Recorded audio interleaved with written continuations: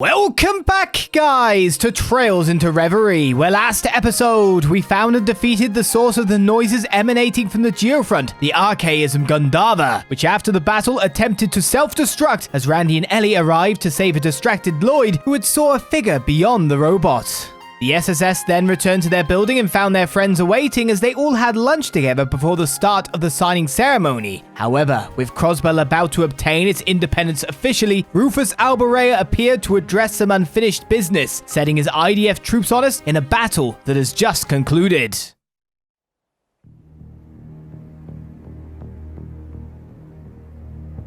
They're so strong. What the hell? These can't be the same guys from last month. Ha! You don't stand a chance against us as we are now. We are the Ebon Defense Force, and we live to serve our leader and our cause! What's that black aura they're giving off? It's like the Great Twilight's curse. This can't be happening. Or the SSS not winning! Hang in there, everyone. You can't lose to the likes of them! Yeah! You can't give up! We need you! Damn right we ain't giving up.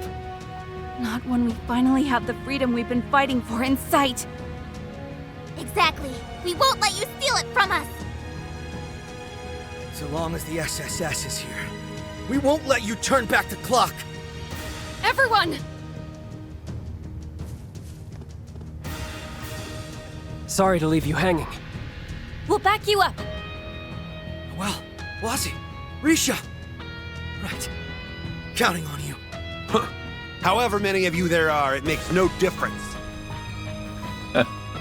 So long as the SSS is here, he says. What's so funny?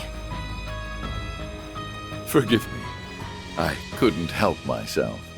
It pains me to see the people of this city clinging to such a pathetic delusion. As much as it does seeing you believe in it. But fear not, I shall put an end to this reverie. It is time for the rot to be purged from the minds of Crossbell's people, so that they may see the SSS for what it is, a symbol of how warped this land has become. You just love the sound of your own voice, huh? After me, everyone! We'll wipe that smirk right off his smug face! Your place is but the product of a delusion. Oh no, RP requirement. Oh, okay. Reduce Rufus's HP to a certain amount. So just don't die and keep winning, keep fighting. Reflect arts, maybe. Uh-oh. Please don't do me like you did me at Ymir all that time back. Fall in line. Majestic Ray! Eh? Recovery time 1.5 times? Right. He's got stronger. And my orders are locked. Lovely. Disorder has been enacted. So, how do we go about dealing with this, guys? Especially when he's gonna come at me. Here I go. If I just have to survive for a certain amount of time, then I would say it would not be a bad idea for me to buff myself in kind. Make sure I'm defensively minded too.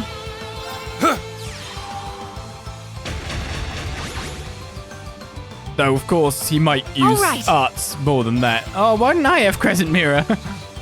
Super weak to Solar. We have Breath too that would top everyone up. Okay. Fortuna, ATS, ADF, M for... Yeah, that's pretty good. Buffing ourselves. Arc is activated. Buff. Yeah!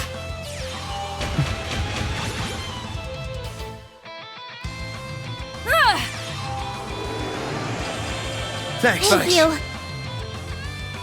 There. We have countered your attack buffs with defense buffs.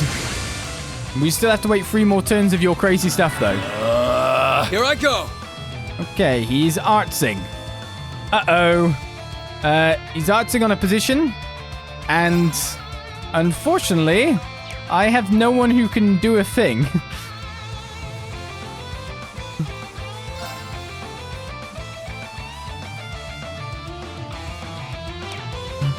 Ooh. I have no impede. Either I get people out of there,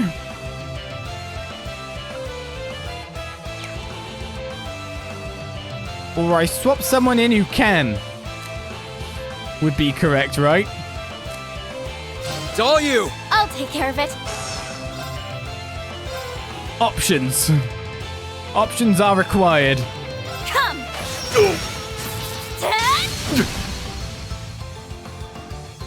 Let's go! Okay, you've got one more turn on this stupid thing that's just wrecking me here.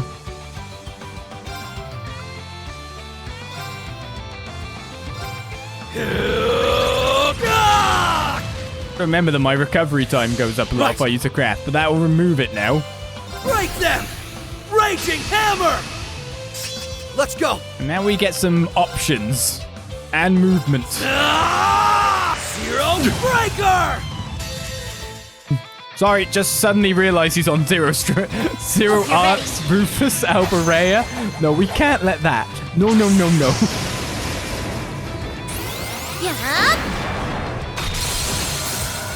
Orbital driver set at maximum output. Ether strike. Don't worry, I know I need to scan, but I've got a myriad of other issues to deal with first.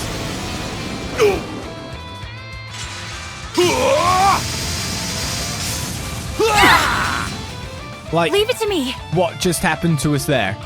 So we've got, like, half HP on Risha.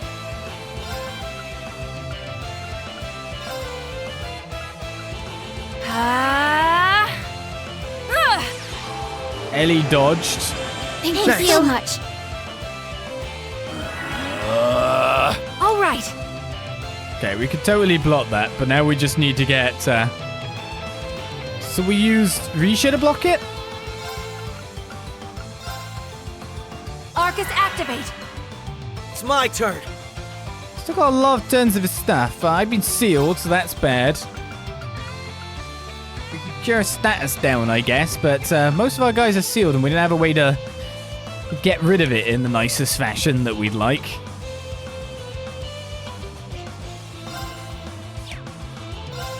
We didn't have a charge of anything else to go with, too.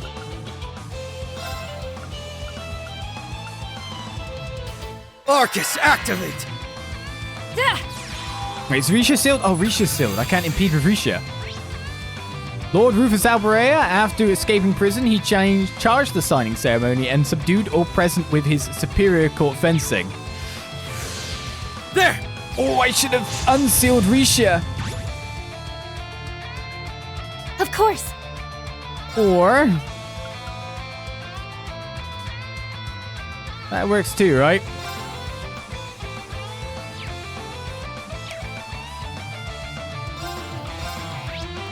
I've got the scan. So if you want to wreck yourself, I'm totally cool with that. Aeon shield deploy. Absolute reflect sounds good to me right now.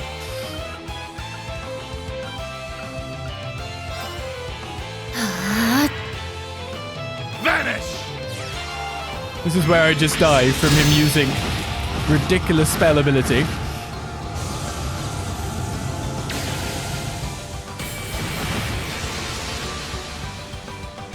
Wait.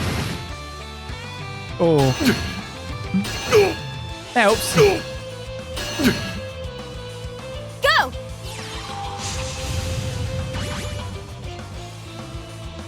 All right.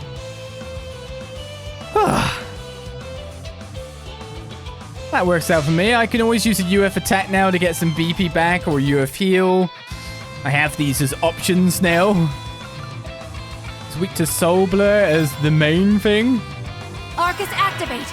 I don't think I'm breaking him anytime soon at this rate. Is how I'd put it.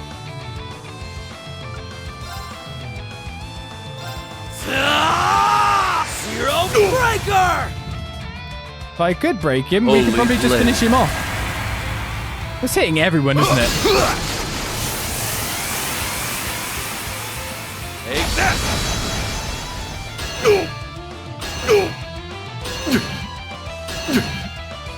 Death awaits you. It really does at this rate.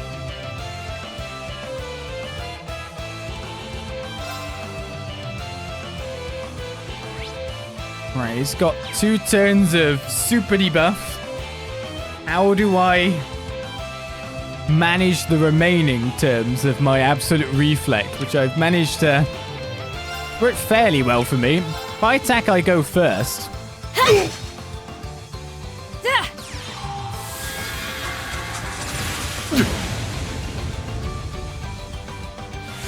Okay. Okay, indeed. We're looking at trying to get him with a serious hit here at some point in time. But we don't have any way to deal the extra break damage that we probably need here. All right. It'd be nice if I could knock him down a little bit. I have to say. Arcus activate. There.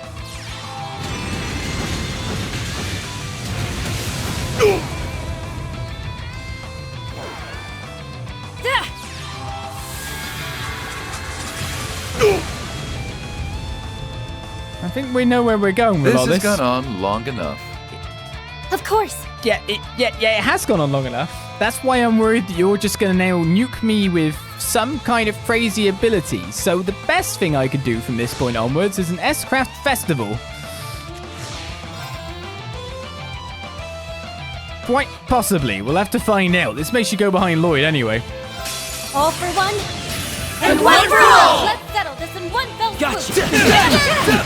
He's regained his entire break bar. He's below the HP now. I hope you're prepared for this.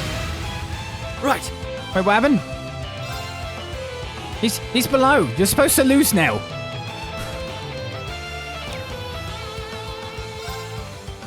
We took you down below the threshold. We're supposed to get an automatic win now, please.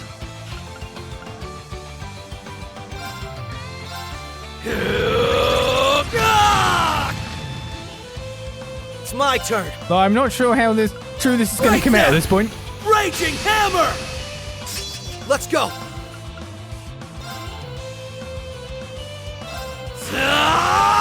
Zero Breaker! Raring to go. I can still fight him to a possible win. I don't know at this point.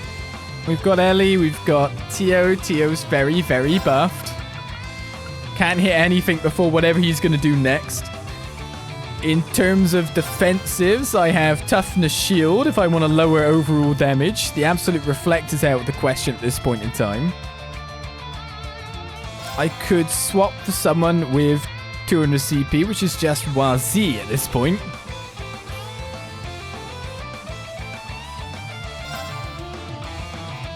Gotta wonder where to get people out of. It's my turn. To be able to make this work for me in my favor. Nothing comes off beforehand. Keep strong. Toughness Shield. We can actually beat him. It keeps right. going past the point. I didn't expect that, to be perfectly honest with you. Arcus activate. I shall end this!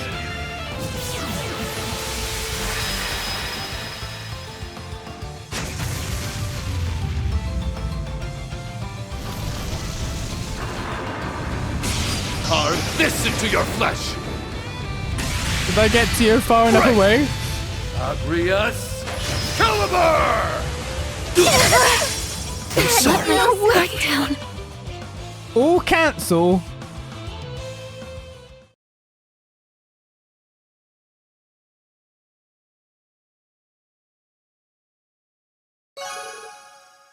Well, our RP increased by 3.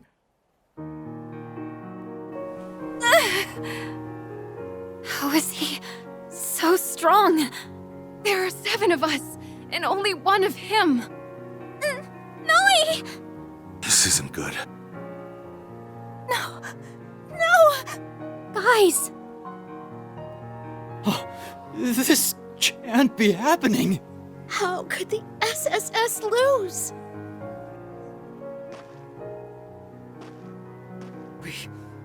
We haven't lost yet. Crossbell's dream of independence is finally about to come true. So we can't back down now. We will. We will have our freedom! Lloyd. Lloyd.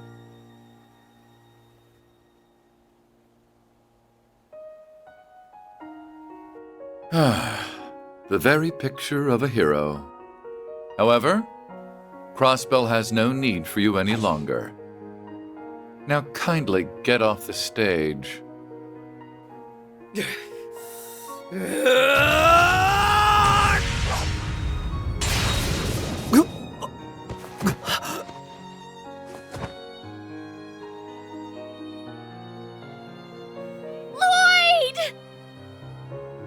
No, Lloyd! Hey, you can't go down now! Speak to us, please!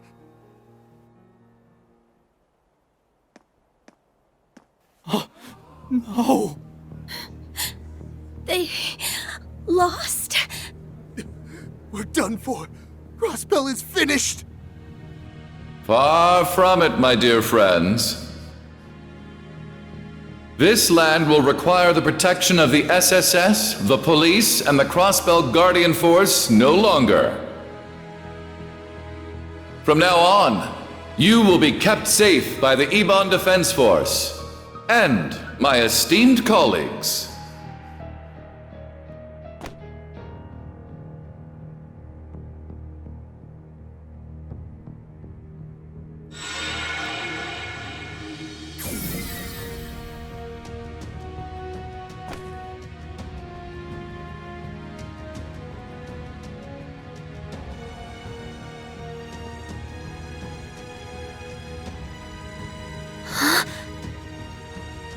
You've got to be kidding me.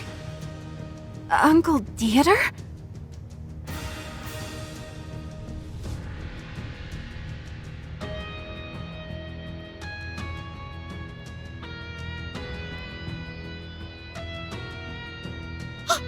What's the former president doing here? Didn't that guy used to be with the Mafia? Is that really you, Uncle Dieter? The hell are you doing here, Garcia? Nice to see you, too.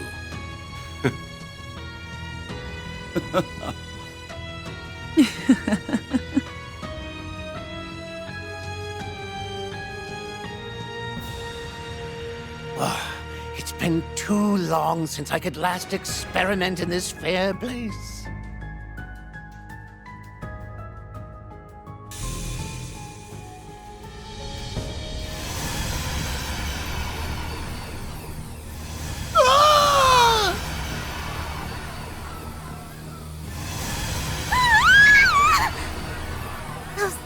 Those models.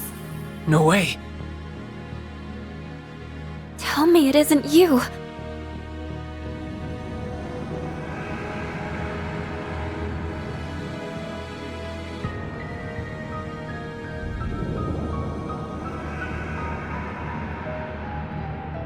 People of Crossbell, as you are aware, though the war may be over, this world remains in a state of chaos. To bring an end to disorder, we must come together as one, as a united nation, without borders or state lines. And where better to begin working toward that goal than a place that has faced more hardship than any other? Should you accept my proposal, I promise to see this dream realized as the supreme leader of Crossbell.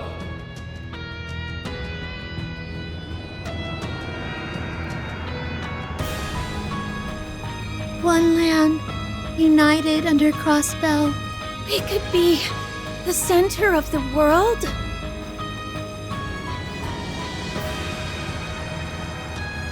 He's right.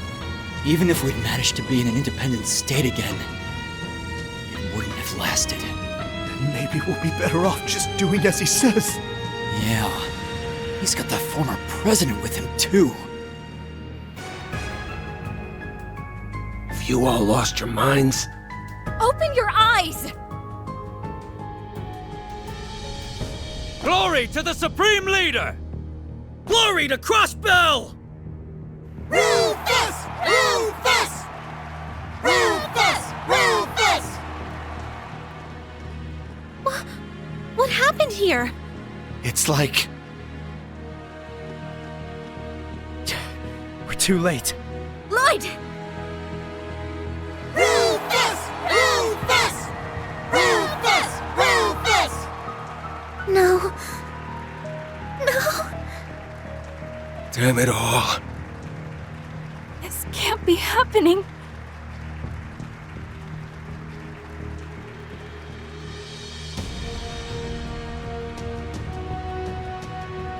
I thank you all for choosing to put your faith in me. Then, by your will, I hereby proclaim the establishment of the United Nation of Crossbell and the beginning of Zemuria's coalescence.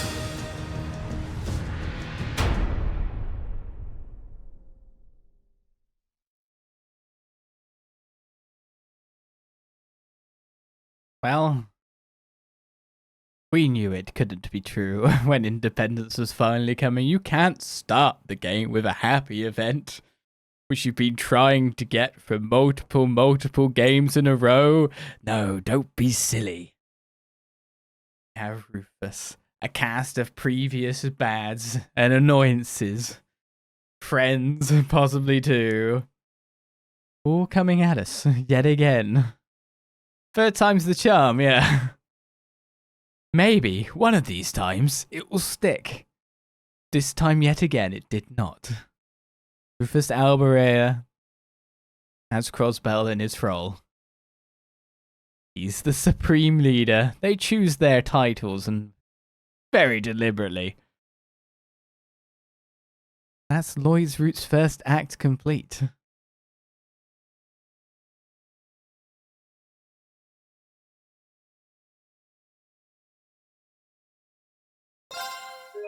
Now, I obviously shouldn't proceed from this point, because we're just going to be jumped into someone else's thing.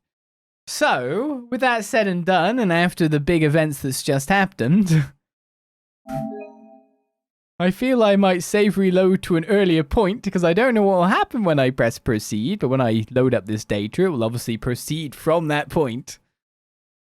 And give you a bedtime story. We've got those first 2 chapters to read, don't we? We're going incredibly long. We will get on to our next route, our next action, next time, next episode, next session. But, yeah. Cliffhanger endings. Don't we love them? So, should we start our next novel?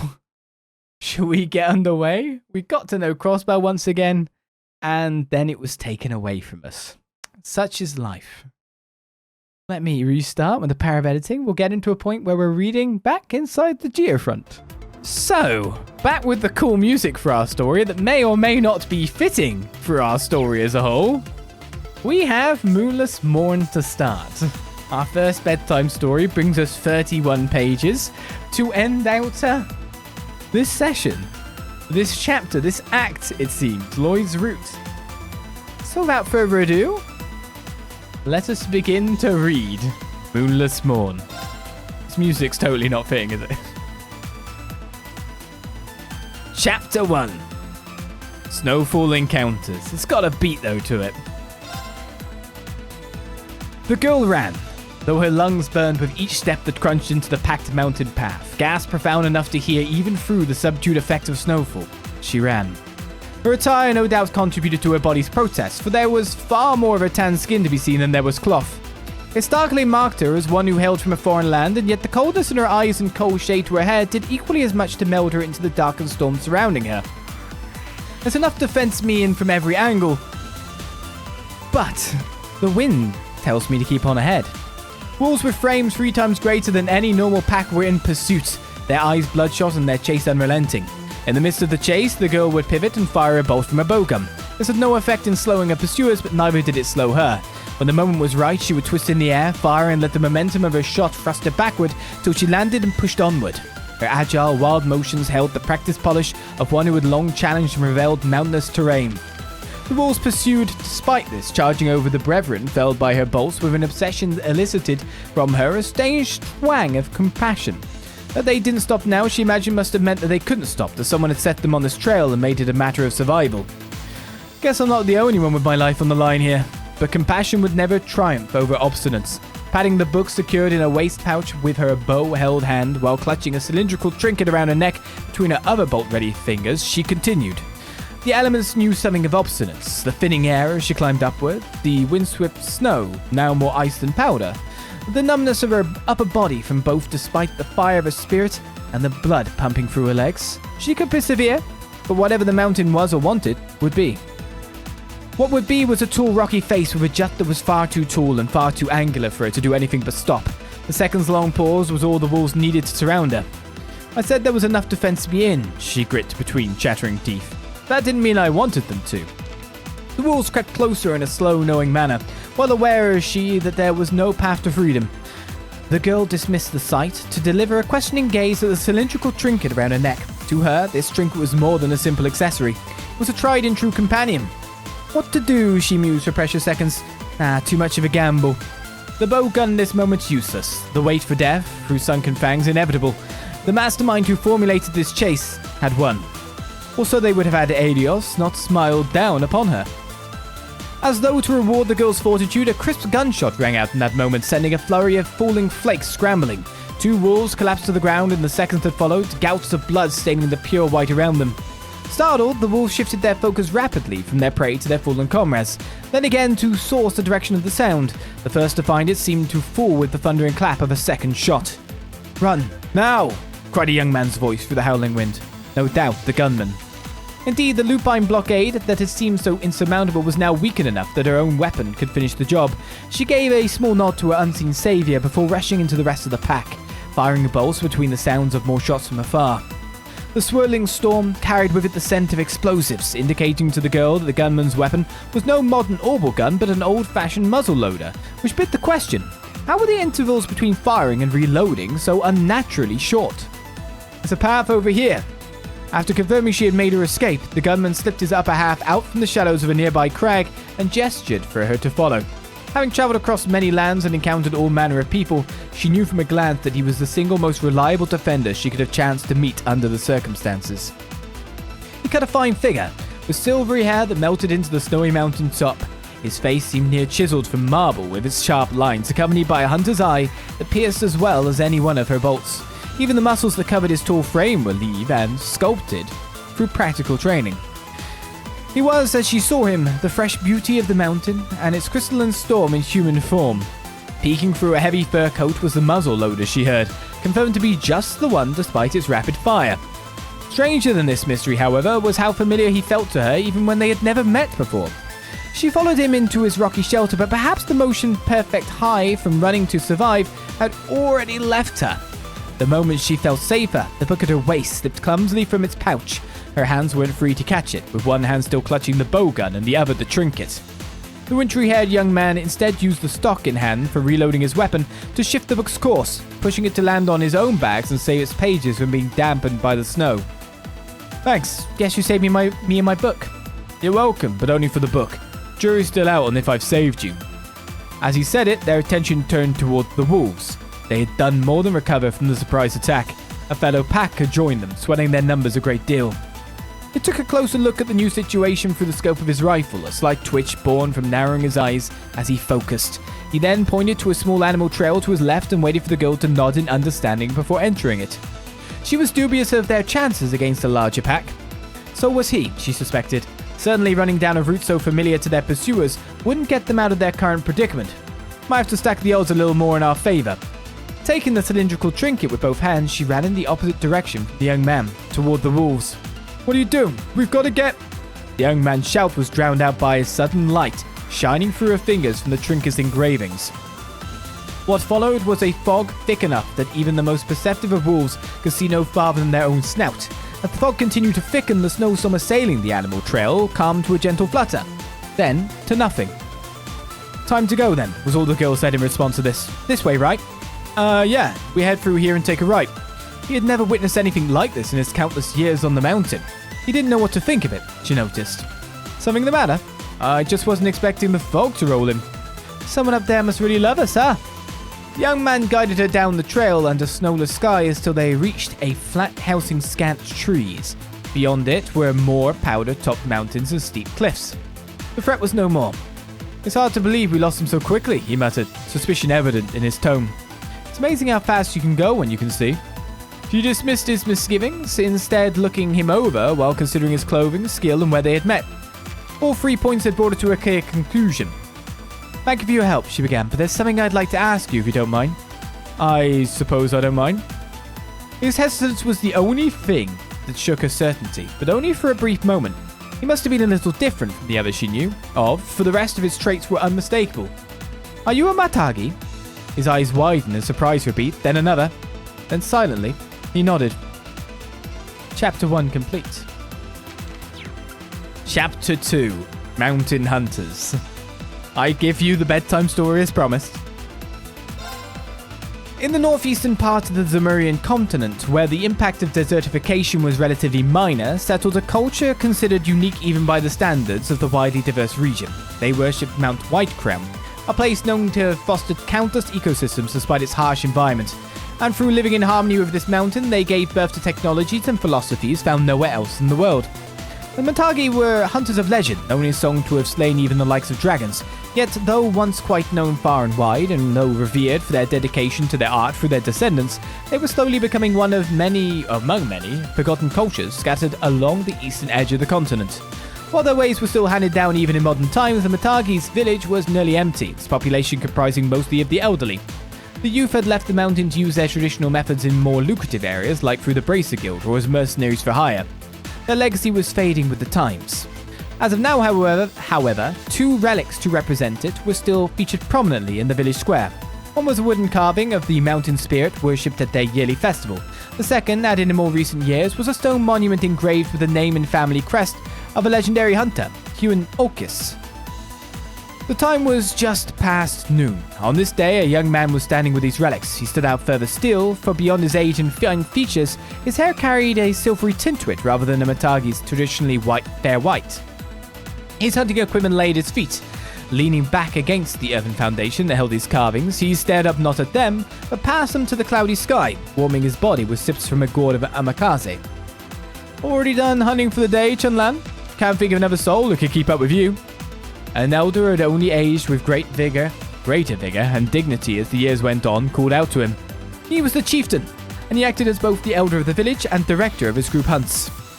Afternoon, quotas met an income for the village's stable, Chunlan replied, hanging the now emptied gourd at his waist as he did so. Those Calvardian merchants will take just about anything we sell. Chunlan Eisen was the last of the villagers who could still be considered a youth. In the eyes of the chieftain, whose role was to see to their continued existence, this made him more valuable than the high-quality prey they often sold to supplement their needs. Now that's some fine work indeed. I'm sure your father would be very pleased. Flattery isn't going to get you anywhere here. Afraid my answer's not going to change. Knowing well the conversation that was poised to follow, Chunlan reached down to sling his equipment over his back and turned his gaze toward up the mountain, toward home. Oh, but I assure you, I meant nothing by it. I'm simply grateful we have such a young, strong... Sure hope I'm strong. Wouldn't doubt it for a moment. Couldn't possibly be otherwise with that kind of confidence in me. Chunlan maintained cool indifference throughout. To most, the sight of a village elder scrambling to avoid displeasing a fellow so much younger would be quite the spectacle, but the chieftain had his own reasons to persist in this behavior. He had no desire to be chieftain. In fact, he never desired the position from day one. There were many others who were more qualified than he, but one by one, these potentials left the Matagi's village for greater prospects. After a time, there was only him, and while he fulfilled what he could of his post, his mind was often occupied with finding someone suitable enough to relieve him of it. Chunlan was aware of this. How could he not be? Such an unabashed display, making him twice as reluctant to accept anything said. Are you still worried about what your father said? Best not to let it trouble you. Why not instead take a look at the people around you? Though the young man had no intention of doing anything simply because he was asked, Chunlan, perhaps guided by the blood running through his veins, did so. He saw pelts drying in the sun. He saw elders maintaining their weapons, back strong. He saw 2 men, jovial from alcohol, sharing heroic exploits while flaunting old wounds. All things he was familiar with. All things he should have been used to. These people recognize your strength, but still you come here every day and... I'll keep it in mind. Excuse me. Chunlan made for the village entrance before any further discussions could be made, being very conscious of the fact that he was running away. This was all he could do. Before he could tell the chieftain what his plans for the future were, he would have to discover them for himself. His residence was a wood-framed cabin of Western design that overlooked the Matagi's village. Though a bit of a walk from the rest of its residents, he never once entertained the thought of leaving the home his parents left behind. There was discovery to be found in these solitary walks. Things like the signs of spring's return after a long harsh winter, or the subtle great traces of exotic game having passed through. Chance encounters, new discoveries, and the like were abound throughout the simple trail. One were to look closely, his father taught him, and these were never without value. Today's encounter required no cunning to notice. Any Matagi would have sensed the presence of so many animals, their number being far higher than what was usual for the area. There had to be a reason for it. Chunlan loosely placed his hands around his rifle, known as a sarub among the Matagi, a modified old-fashioned model from the Coward Republic. He wasn't quite certain what to make of this anomaly yet, but he would nevertheless have to investigate further and report his findings to the chieftain. When he found its source, he realized he needed more than a loose grip out of caution. He needed to be ready to fire. The presence of wolves so great a size was already a shocking sight on Mount Whitecrumb, never mind the number. Rarer still was the person they were chasing, a girl whose clothing marked her as one of a foreign land. The lessons of his past echoed in his mind as he shifted silently into the shadows of a stone crag. Listen, Chunlan, Matagi aren't solely hunters, we are protectors of this mountain, its bounties being blessings from Adios. His finger was on the trigger, the rest he muttered to himself aloud. He must keep it free from impurities. He squeezed, and upon a fiery burst at the head of the muzzle, hot lead shot through the air, evaporating the snow it passed through in an instant. Just as he intended, the bullet appeared as though it were sucked into the torso of a first wolf before exiting through and downing a second. Chaos rippled through the pack, but the young man knew that this was not certain victory.